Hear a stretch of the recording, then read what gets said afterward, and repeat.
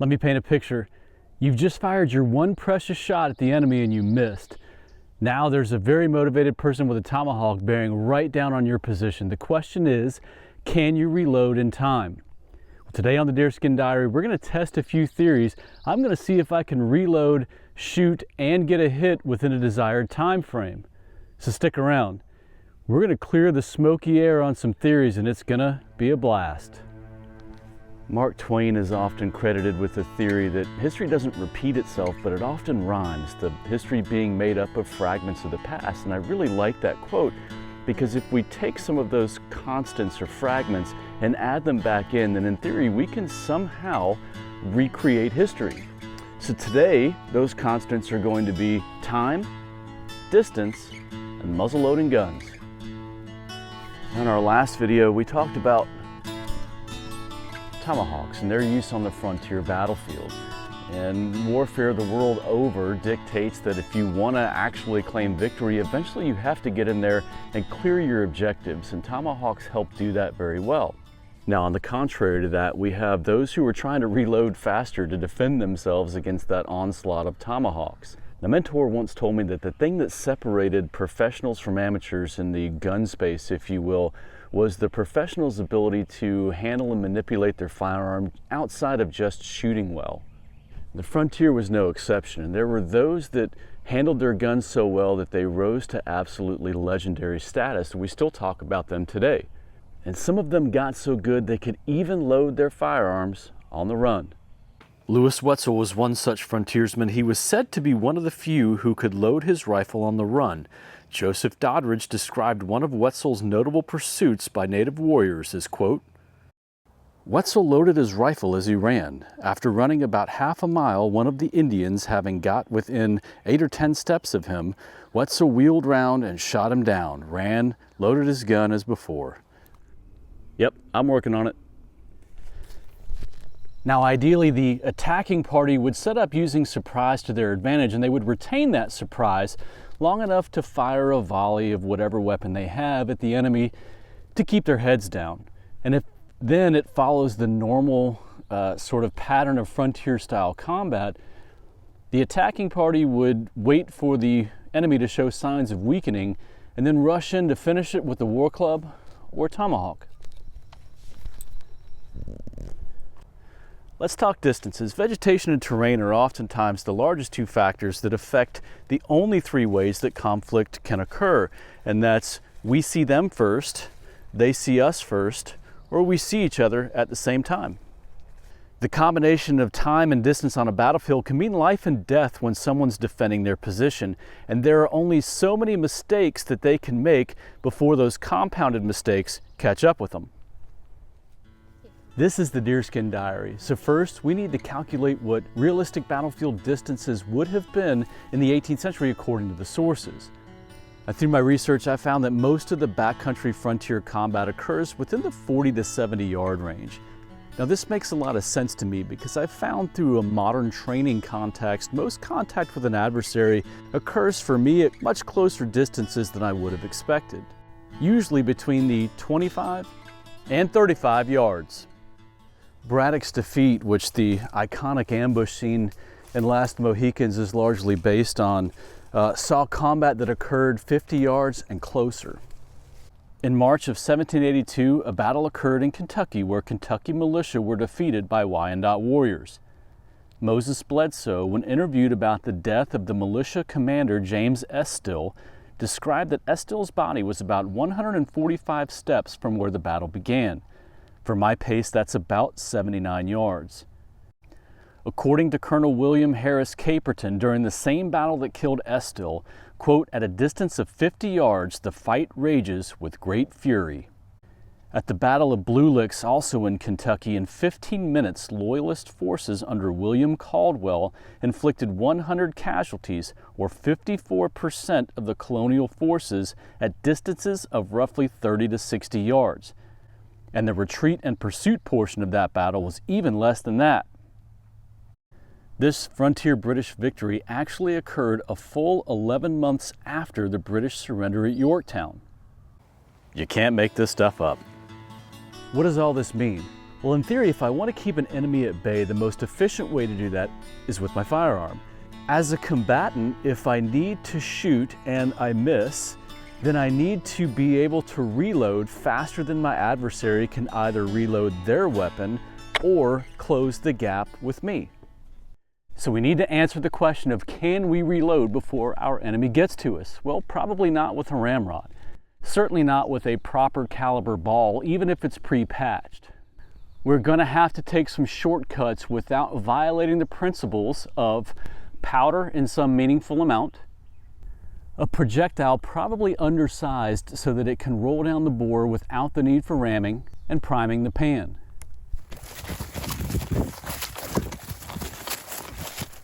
The average time for an adult to complete a 50-yard dash is between 8 and 10 seconds. But most 18th century battlefields were not manicured like modern day tracks are, so I'm going to lean more towards the 10 to 12 second time frame. That means that the reload and shot with accuracy need to be within 10 to 12 seconds. Now I'll be shooting 50 caliber round balls that I molded in my 50 caliber soapstone bullet mold. This is a 54 caliber gun, so they're going to roll down the barrel pretty easily. All right, a couple of notes on safety. Anytime we handle a firearm, of course, the 4 cardinal rules of firearm safety apply. And anytime we demonstrate a firearms-related skill for time or speed, we run the risk of violating one of those time-tested cardinal rules and producing a series of mistakes that become compounded and could become catastrophic. Now, for today's shooting demonstration, there are 2 things that I'm going to do that I wouldn't normally do when out shooting on my own or out hunting or something like that. But I've done the research on it, I've weighed the risks to myself for the very limited amount of time, and I'm comfortable taking those risks for a little bit of historical authenticity. One of those things is keeping the extra bullet in my mouth. I'm only doing 1 bullet at a time, and it's only for a few seconds. Lead exposure should be extremely reduced at that time, though obviously I don't recommend this as a common practice. Now, the second one is I will not be replacing the cap consistently every time after I prime the piece from the powder horn, but what I will be doing is ensuring that powder horn is shoved behind my back and my body is shielding that tiny hole from any additional sparks that could be flying through the air. All right, let's get to shooting.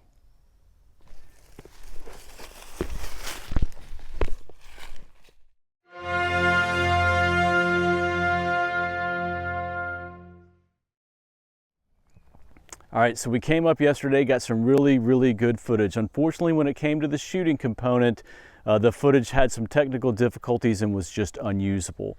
So I had some time to come back up here today and try this again. Now, it won't be cold and raw like it was yesterday, completely unpracticed. I have had a little bit of a chance now to practice, and the results weren't quite what I was looking for, so maybe this is just as much a chance at redemption as everything else. Now, as a reminder, what I'm going to do is start with a preloaded powder measure, pour the powder down the barrel, take the bullet out, put it in the barrel itself, roll it down, prime the piece, and then try to make a shot at this IPSC steel, this BC Zone IPSC steel I have set at 25 yards. All right, let me get my safety stuff in place and we'll get started.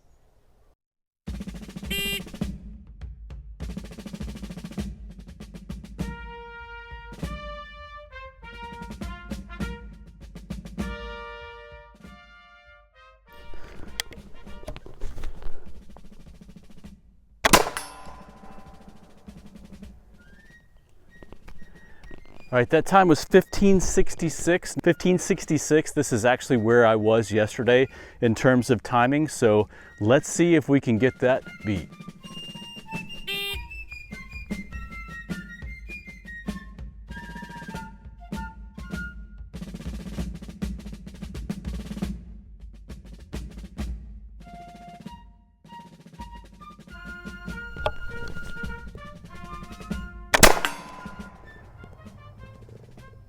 All right, that was 1720. Had some pretty significant technical difficulties on that one. My cap for my powder horn got caught up in the frizzen and just couldn't quite get things settled down, but I think it's because I'm trying to rush. So now I'm gonna take it a little more slowly. I'm gonna just relax a little bit, go through the paces one by one, and see if we can't get that time down. That time was 1720.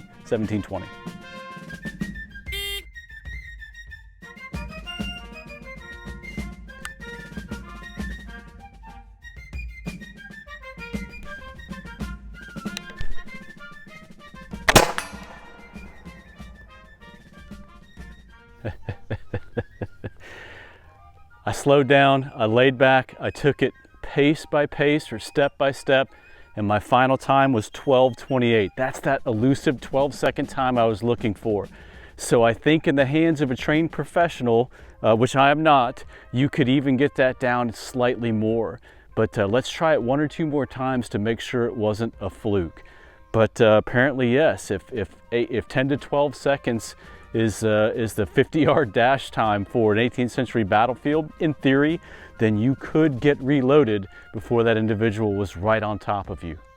All right, so after a couple of selfies that I had to take with that shot timer, you know, gotta have bragging rights with your buddies, it's time to see if I can do this again, or at least something close to it.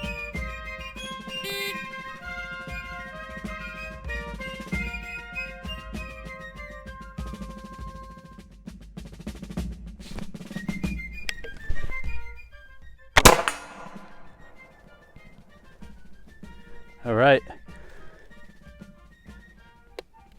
It was 11:86. 11:86 was the time when I took the clip off it.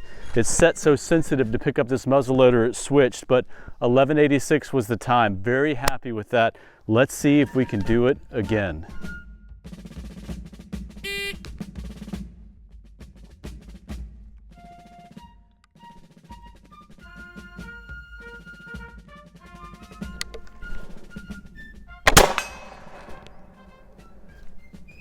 $11.17 that time, $11.17. So I'm at 100% hit rate, which is good for 25 yards, should be, but I'm now down to 11.17. Now I feel like this is about as low as I can get before I start sacrificing some safety related measures. The gun's been fired several times in a row here now. I feel like it's time to sort of pause and soak this in and see what it all means.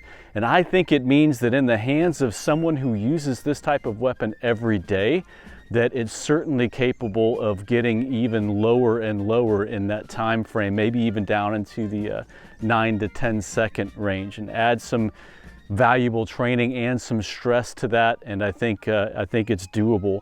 So man, what a fun little experiment.